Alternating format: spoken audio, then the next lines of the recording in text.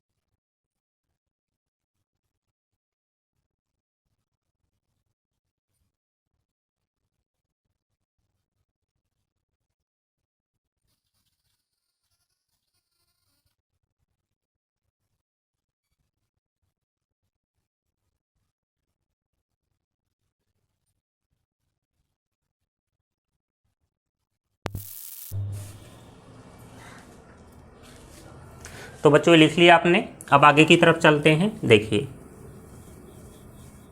एक त्रिकोणमितीय असमीका और हम पाइथागोरस प्रमेय की सहायता से बना सकते हैं। तो देखिए कैसे बनाएंगे। सबसे पहले वही हम पाइथागोरस प्रमेय लिखेंगे और फिर हम दोनों तरफ लंब स्क्वायर से भाग दे देंगे तो एक नई असमीका आ जाएगी। कैसे आएगी एक बार उसको भी देख लेते हैं। ठीक है,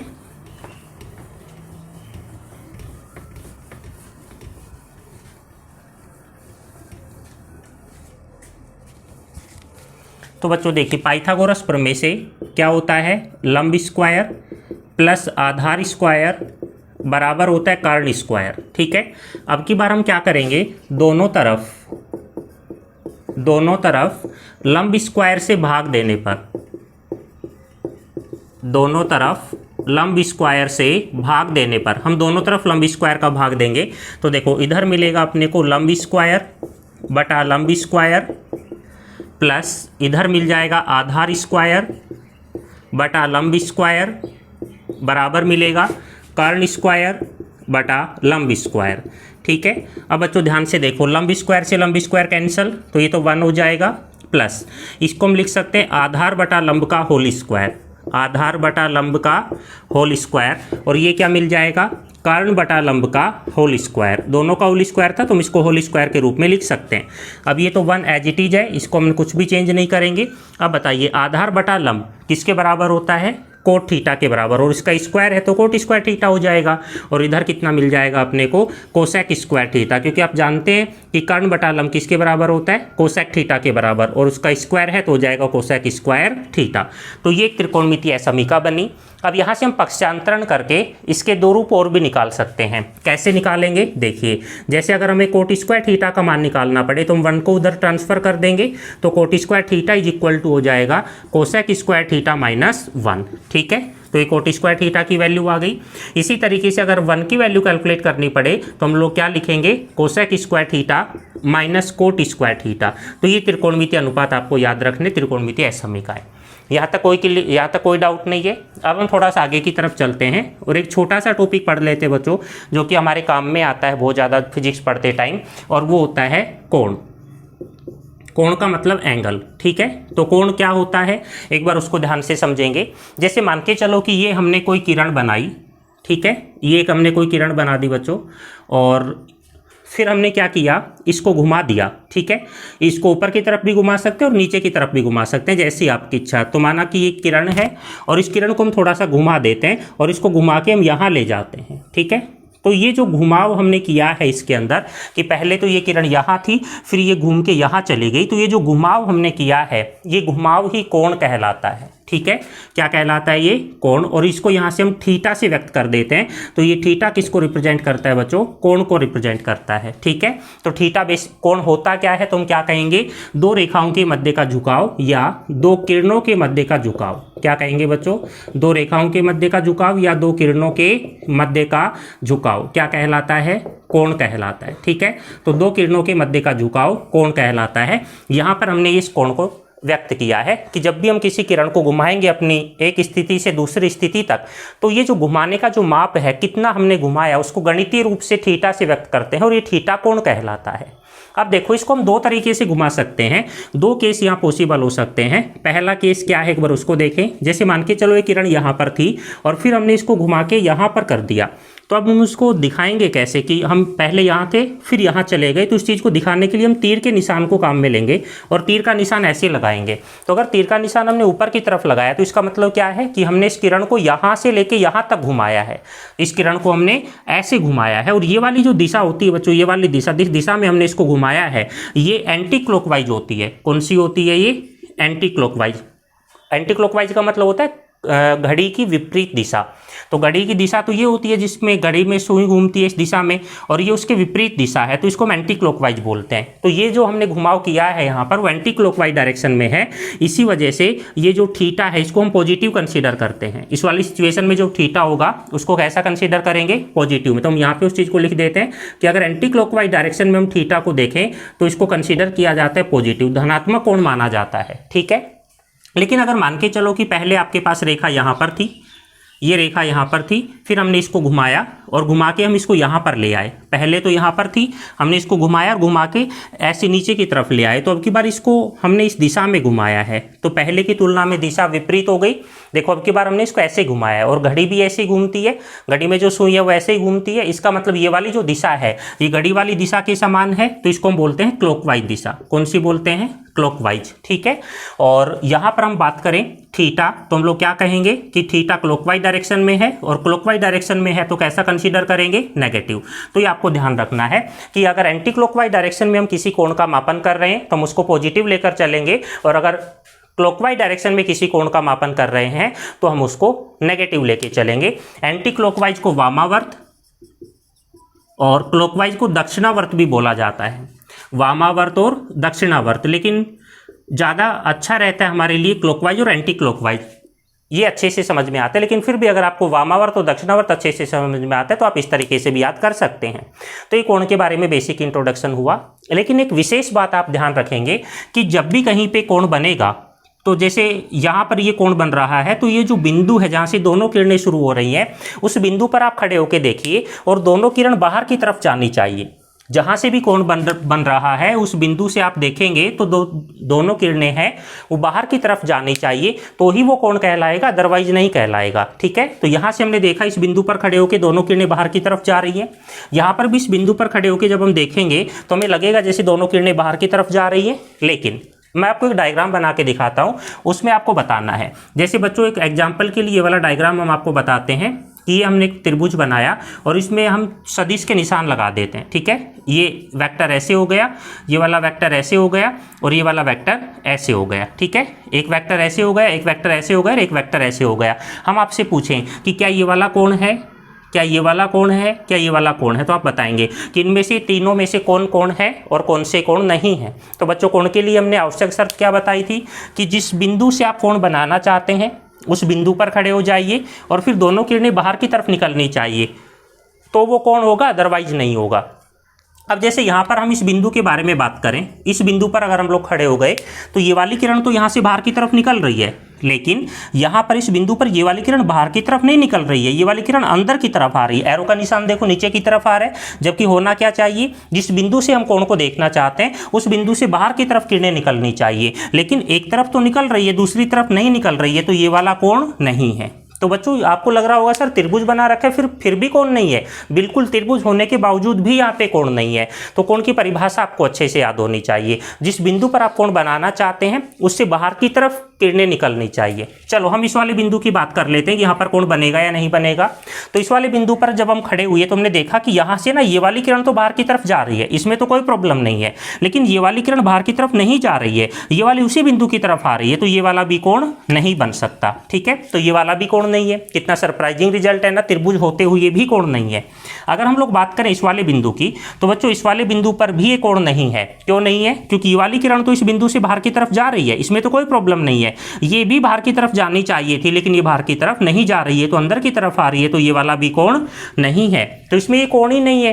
अब आपको ना थोड़ा सा अचंभा आ सकता है कि सर इसमें त्रिभुज बना रखा है फिर भी कोण नहीं है। बिल्कुल नहीं है। तो फिर इसमें कोण बनेंगे कैसे? तो देखो इसमें कोण कैसे बनेंगे एक बार उसको भी समझो कि ये हमने एक त्रिभुज बना दिया, ठीक है, और वही त्रिभुज हम दोबारा से बना रहे हैं। एक में एरो का साइन ऐसे है, एक में एरो का साइन ऐसे है और एक में एरो का साइन ऐसे है। अब मैं किसी भी एक भुजा को बढ़ा देता हूं, ठीक है। मान के चलो कि मैंने इस वाली भुजा को आगे की तरफ बढ़ा दिया, इस वाली भुजा को मैंने आगे की तरफ ऐसे बढ़ा दिया। तो अब की बार इस बिंदु से खड़े होकर आप देखिए, इस बिंदु से खड़े होकर देखिए, एक तो किरण ये बाहर की तरफ जा रही है और एक किरण ये वाली भी बाहर की तरफ जा रही है। तो ये एंगल वाली डेफिनेशन को सेटिस्फाई कर रही है, कोण वाली परिभाषा को संतुष्ट कर रही है। हमने बोला था जिस बिंदु पर आप कोण देखना चाहते हैं उस बिंदु पर खड़े हो जाइए, फिर दोनों किरणें बाहर की तरफ जानी चाहिए। तो इस बिंदु पर खड़े हो गए, दोनों किरण एक इधर चली गई और एक इधर चली गई, तो ये जो कोण बना इस कोण को हम शामिल करेंगे, ये बिल्कुल कोण है, ठीक है, जबकि यहाँ पर ये कोण नहीं था, ठीक है। उसी तरीके से आप यहाँ देखिए, अगर इस बिंदु पर अगर इस रेखा को हम आगे की तरफ बढ़ा दें, तो अब इस बिंदु से आप खड़े होकर देखिए, ये वाली किरण बाहर की तरफ जा रही है, ये वाली भी बाहर की तरफ जा रही है, तो ये जो एंगल बनेगा ये वैलिड होगा, ये वाला कोण मान्य होगा। उसी तरीके से अगर हम क्या करें बच्चों, इस वाली किरण को ऐसे बढ़ा दें, ठीक है, इस वाली रेखा को हमने ऐसे बढ़ा दिया तो इस बिंदु पर खड़े होकर देखेंगे तो ये वाली किरण बाहर की तरफ जा रही है और ये वाली किरण भी बाहर की तरफ जा रही है, तो ये वाला जो एंगल बनेगा ये वैलिड होगा। ठीक है, तो ध्यान रखेंगे आप जब भी हम किसी कोण के बारे में डिस्कस करेंगे तो उस बिंदु पर खड़े होकर आप देखेंगे कि दोनों किरणें बाहर की तरफ जा रही है या नहीं जा रही है। अगर किरणें बाहर की तरफ जा रही हैं तो वैलिड होगा, अगर किरणें बाहर की तरफ नहीं जा रही हैं तो वैलिड नहीं होगा। अब हम कोण के बारे में कुछ और भी बातें करेंगे, लेकिन उससे पहले आप ये प्रॉपरली पूरा लिखिए और स्क्रीनशॉट किसी को नहीं लेना बच्चों, प्रॉपरली अपने नोट्स बनाने day by day, lecture by lecture आपको कंप्लीट बनाना है। ठीक है, अदरवाइज वर्कलोड बहुत ज्यादा हो जाएगा, आप कवर नहीं कर पाएंगे। ओके,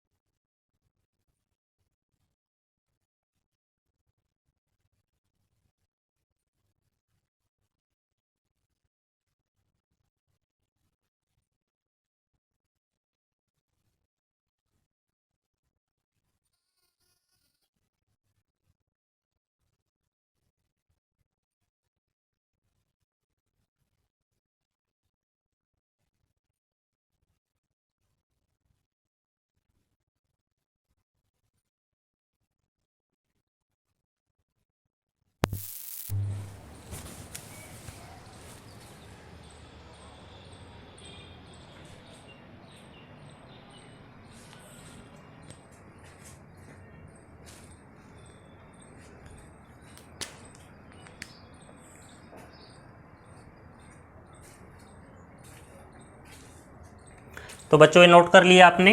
अब हम थोड़ा सा और आगे की तरफ चलते हैं और कोण के बारे में थोड़ा सा और डिस्कशन करते हैं। देखिए,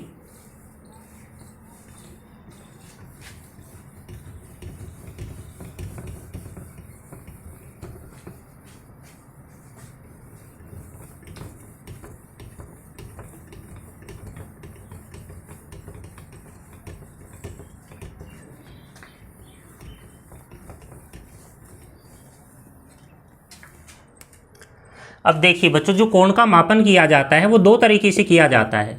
कोण का मापन कितने तरीके से किया जाता है? टोटल दो तरीके से। एक तो हम इसका मापन डिग्री में कर सकते हैं और एक इसका मापन रेडियन में कर सकते हैं। ठीक है, एक तो इसका मापन डिग्री में किया जा सकता है और कोण का मापन रेडियन में भी किया जा सकता है। अब बच्चों डिग्री के बारे में तो आप जानते हैं, लेकिन डिग्री से छोटा भाग भी होता है जिसको हम मिनट बोलते हैं। ठीक है, तो जो एक डिग्री होती है, एक डिग्री, उसमें 6 डिग्री को हम ऐसे ऊपर एक डॉट सा लगा के रिप्रेजेंट करते हैं। एक डिग्री में 60 मिनट्स होते हैं, 60 मिनट होते हैं और मिनट को यहाँ पे डैश लगा के व्यक्त किया जाता है। तो एक डिग्री में कितने मिनट होते हैं? 60 मिनट। मिनट से छोटा भाग जो होता है उसको सेकंड बोला जाता है। तो जो एक मिनट होती है उसमें 60 सेकंड होते हैं और सेकंड को यहाँ पर हम डबल डैश लगाकर व्यक्त करते हैं। ठीक है, तो कोण का मापन डिग्री में किया जाता है। अगर एक डिग्री के 60 हिस्से कर दिए जाएं तो उसको मिनट कहा जाएगा और अगर एक मिनट के 60 हिस्से कर दिए जाए तो उसको सेकंड कहा जाएगा। डिग्री को डॉट लगा के, मिनट को सिंगल डैश से और सेकंड को डबल डैश से व्यक्त किया जाता है। ठीक है, तो यहाँ हम लिख देते हैं ये जो डिग्री, ये जो ऐसे डॉट सा बना हुआ है, ये किसको रिप्रेजेंट करेगा? डिग्री को रिप्रेजेंट करेगा, ठीक है। ये जो सिंगल डैश है ये मिनट को रिप्रेजेंट करता है बच्चों, ठीक है। और अगर हम लोग बात करें यहाँ पर डबल डैश को, तो वो सेकंड को रिप्रेजेंट करता है। किसको रिप्रेजेंट करेगा? वो सेकंड को। अब जैसे आपने ये कोण पढ़ा होगा, समकोण जिसको हम बोलते हैं, तो ये जो यहाँ से लेके यहाँ तक कोण है ये कुल 90 डिग्री होता है, 90 डिग्री का कोण होता है ये टोटल। यहाँ से लेके यहाँ तक कितना होता है? ये 90 डिग्री। अगर हम इसके टोटल 90 पार्ट कर दें, इसके बराबर ऐसे ऐसे कर करके हम इसके टोटल कितने टुकड़े कर दें? बराबर बराबर 90 टुकड़े कर दें, तो वो जो हर टुकड़ा आएगा उसका मान 1 डिग्री होगा, ठीक है। यहाँ से लेके यहाँ तक का जो मान है, यहाँ से लेके यहाँ तक का मान टोटल 90 डिग्री है। अगर हम इसमें से क्या करें, इसके टोटल 90 टुकड़े कर दें, 90 टुकड़े करने के बाद जो एक टुकड़ा आएगा, एक टुकड़े का जो झुकाव आएगा उसको 1 डिग्री बोलेंगे, ठीक है। और फिर अगर जैसे मान के चलो कि 1 डिग्री आ गया, 1 डिग्री आ गया ऐसे मान के चलो, यहाँ से हमने इसको जूम करके बना दिया थोड़ा सा, कोई भी एक पार्ट निकाला 1 डिग्री वाला। अब अगर इसके मैं 60 भाग कर देता हूँ, 1 डिग्री के कितने टुकड़े कर दिए मैंने? बराबर बराबर 60 टुकड़े कर दिए, तो वो जो झुकाव आएगा उसको 1 मिनट बोलेंगे। फिर मान के चलो 1 मिनट ये आ गए, यहाँ से लेके यहाँ तक की टोटल 1 मिनट कोण है।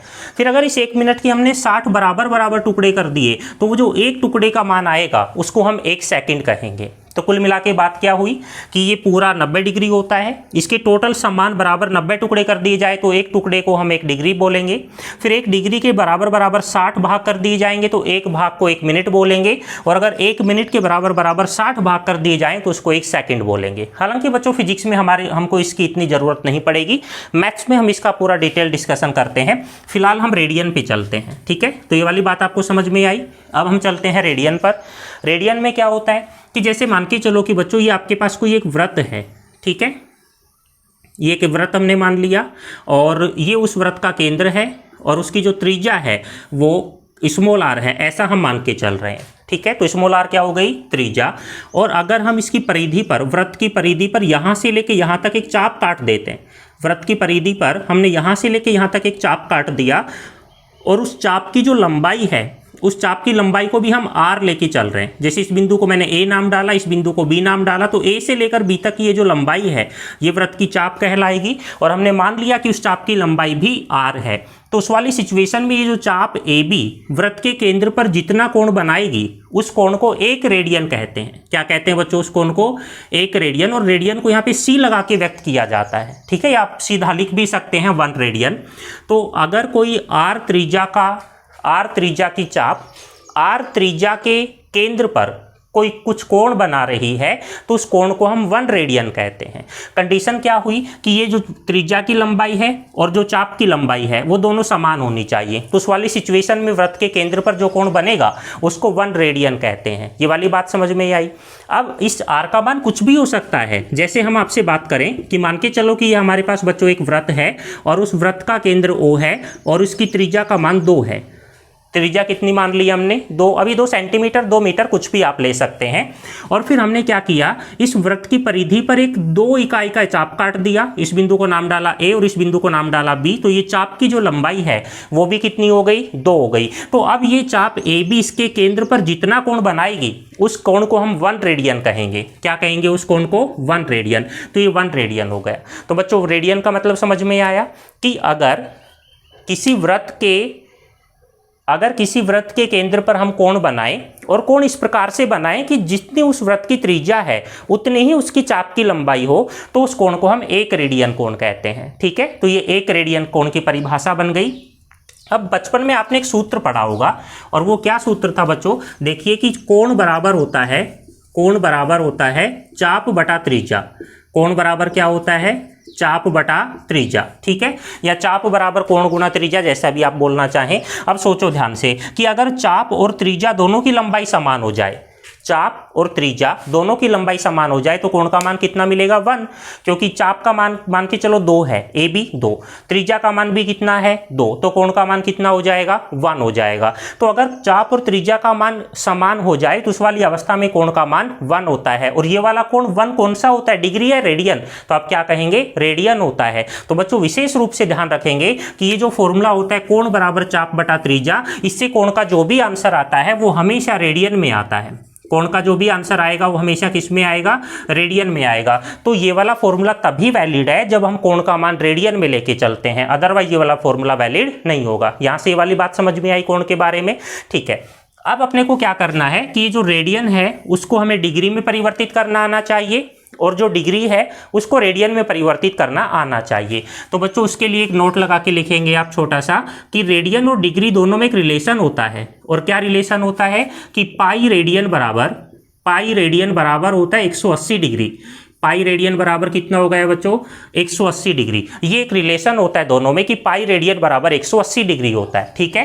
अब यहां से अगर हम लोग क्या करें, पाई का दोनों तरफ भाग दे देते हैं तो इधर कितना मिलेगा अपने पास, 1 रेडियन और बराबर कितना मिलेगा 180 बटा पाई, ठीक है। तो 1 रेडियन में कितना डिग्री हो जाएंगे, 180 बटा पाई। अगर हम दोनों तरफ 180 का भाग दे दें तो फिर कितना मिलेगा अपने को, इधर मिलेगा पाई अपॉन 180 बराबर कितना हो जाएगा 1 डिग्री। तो 1 डिग्री में कितना हो जाएगा, पाई अपॉन 180। ये वाले रिलेशन आपको याद रखने हैं, ठीक है।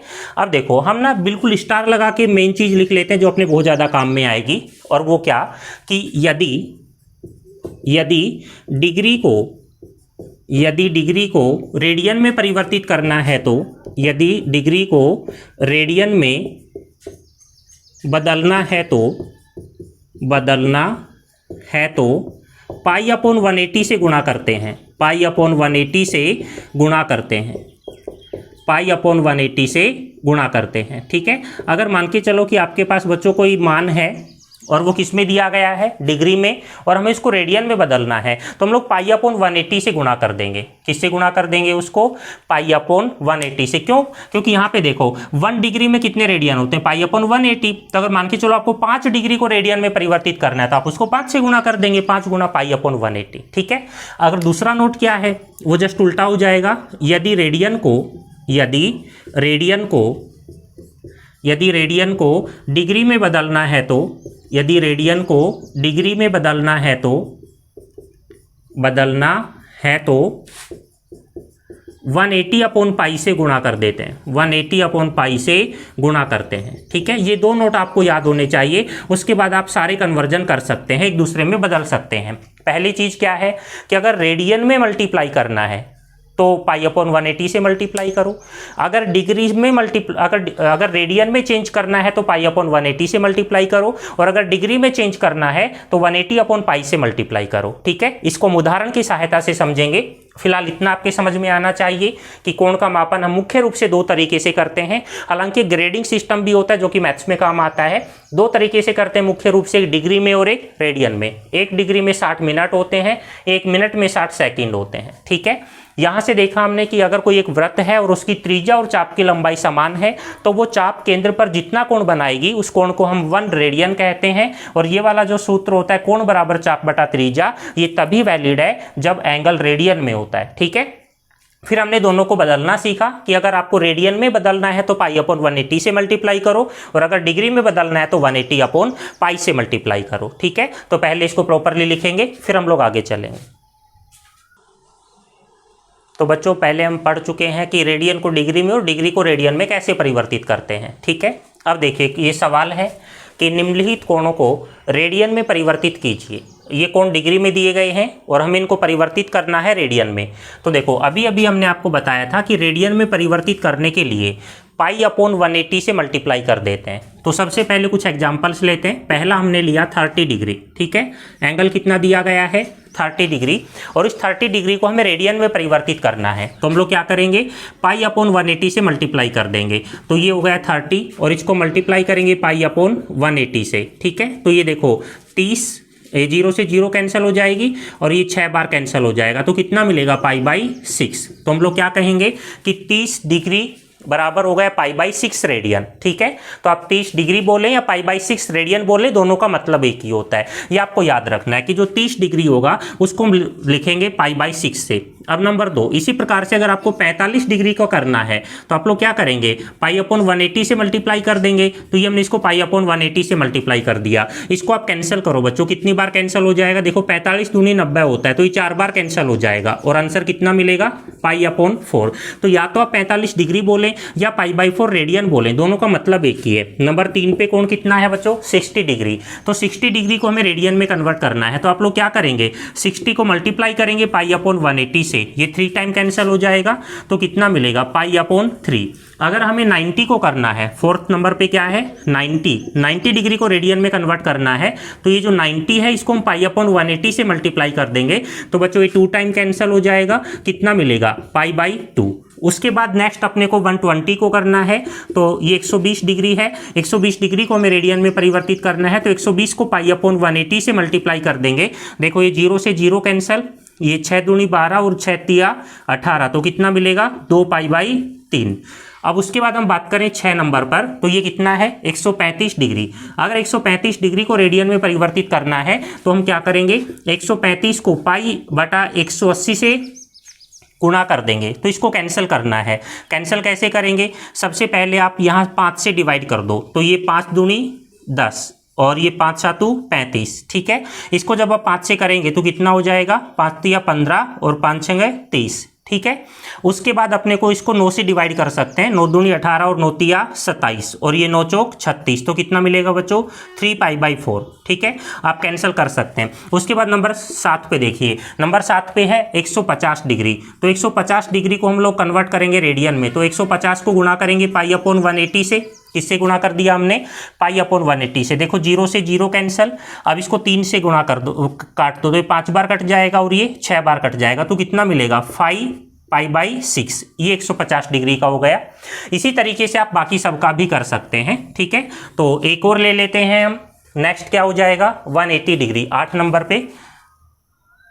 नंबर पे क्या हो जाएगा, 180 डिग्री। तो 180 का भी हम इसी प्रकार से कर सकते हैं, ठीक है। तो देखिए कैसे करेंगे, ये हमने नंबर 8 पे ले लिया 180 डिग्री, और 180 डिग्री को अगर हमें कन्वर्ट करना है तो 180 को मल्टीप्लाई करेंगे पाई अपॉन 180 से। देखो तो सीधा सीधा कैंसिल हो गया, तो कितना आ गया, पाई।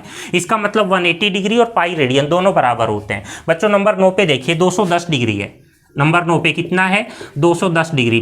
तो 210 डिग्री को कन्वर्ट करना है तो क्या करेंगे, 210 गुणा पाई बटा 180, 0 से 0 कैंसिल। इसको आप कैसे कैंसिल कर सकते हैं, 3 से करोगे तो 3 7 21, ठीक है, और ये क्या हो जाएगा, 3 6 18, तो 7 पाई बाई 6, ये वाला मिल गया। उसके बाद नंबर 10 पे देखिए, नंबर 10 पे कितना दिया गया है, 240 डिग्री। तो 240 डिग्री को जब आप कन्वर्ट करेंगे तो यहाँ पे आ जाएगा 240 और यहाँ पे आ जाएगा पाई बटा 180, 0 से 0 कैंसिल। इसको आप कैंसिल कर सकते हैं 3 से, तो 3 8 24 और 6 तिया 18, फिर आप 2 से कर सकते हैं, ये 4 बार और ये 3 बार, तो कितना आ जाएगा, 4 पाई बाई 3। अब बच्चों नंबर 11 पे देखिए, नंबर 11 पे कितना है, 300 डिग्री। तो 300 डिग्री को हमें कन्वर्ट करना है, तो आप क्या करेंगे, 300 को गुणा कर देंगे किससे, पाई बटा 180 से, 0 से 0 कैंसिल। आप इसको 6 से कैंसिल कर सकते हैं, तो 6 पंजू 30 और 6 तिया 18, तो कितना आ जाएगा, 5 पाई बाई 3। अब नंबर 12 पे देखिए कितना है, 330 डिग्री।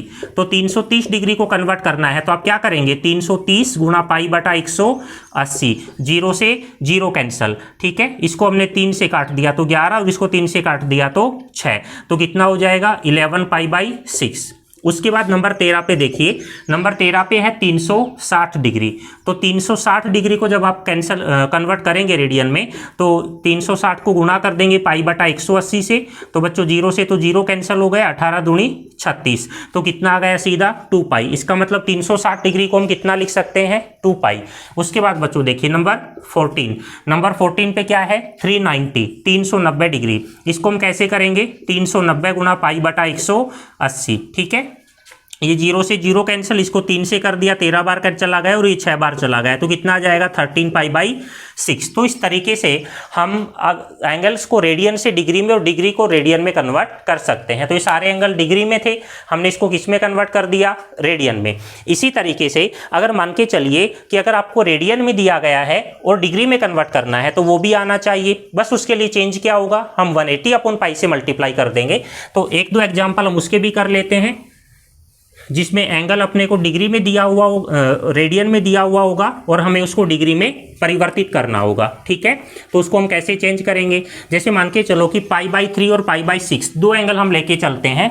कौन कौन से लेकर चलेंगे, π/3 और π/6, और उसको कन्वर्ट करेंगे डिग्री में। तो कैसे करेंगे, ये दो उदाहरण हम कर लेते हैं, फिर आपको समझ में आ जाएगा, तो आप सारे कर सकते हैं। तो हमारा सवाल ये है कि π/3 और π/6 को डिग्री में परिवर्तित कीजिए। ठीक है, π/3 और π/6 को किस में कन्वर्ट करना है, डिग्री में। तो अपने को डिग्री में कन्वर्ट करना है, और किसको करना है, 30 π/3 को करना है। π/3 को जब डिग्री में कन्वर्ट करेंगे तो हम लोग क्या करेंगे, ये जो π/3 है, π/3 इसको मल्टीप्लाई कर देंगे किससे, 180/π से।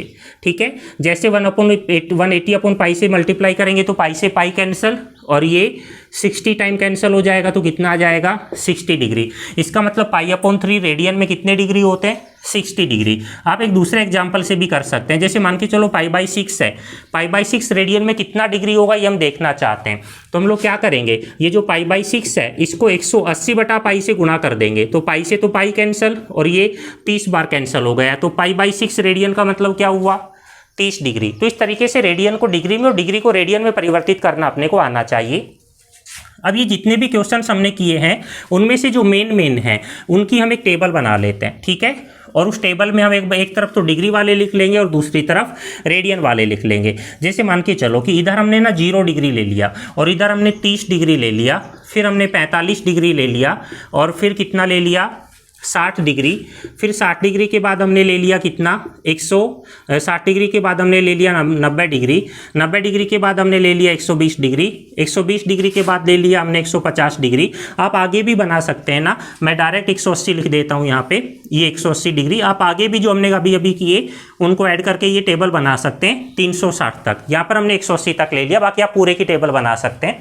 तो 0 में तो 0 ही रहेगा, 30 में π/6 हो जाएगा, 45 में π/4 हो जाएगा, 60 में π/3 हो जाएगा, 90 में π/2 हो जाएगा, और 120 का तो अभी अभी हमने किया ही था, कितना आ जाएगा, 2π/3। ठीक है, चेक भी कर सकते हो आप। ठीक है, तो ये कितना हो जाएगा, 120, तो ये कितना हो जाएगा, 2π/3। ठीक है, और अगर हम 150 की बात करें तो 150 को अगर रेडियन में कन्वर्ट करेंगे तो π/180 से मल्टीप्लाई करते हैं, जो ऐसा हमने अभी अभी किया था। तो ये 5 बार कैंसिल होगा और 6 बार कैंसिल होगा, तो कितना आ जाएगा, 5π/6। और 180 का तो पाई होता ही है, और यहाँ पे आप डायरेक्ट 360 का भी ऐड कर सकते हैं। तो 360 डिग्री का कितना हो जाएगा बच्चों, 2π। जो अभी अभी हमने सोल्व किए थे उन्हीं को हमने टेबल में बना दिया। तो ये सारी वैल्यूज आपको याद होनी चाहिए। जब भी 30 डिग्री बोला जाए तो तुरंत माइंड में क्लिक करना चाहिए कि इसका मतलब π/6 है। जब भी 45 बोला जाए इसका मतलब π/4 है। इसी प्रकार से सारे मान आपको याद होने चाहिए। ठीक है, अब इनके आधार पर हम एक त्रिकोणमिति टेबल बनाएंगे। त्रिकोणमिति में कोण वाली टेबल बनाएंगे जो क्लास 10th में आपने पढ़ी है, और वो टेबल आपको याद होनी चाहिए। हालांकि सभी बच्चों को याद होगी, लेकिन फिर भी हम उसको बना देते हैं जो कि आगे हमारे काम में आएगी। ठीक है,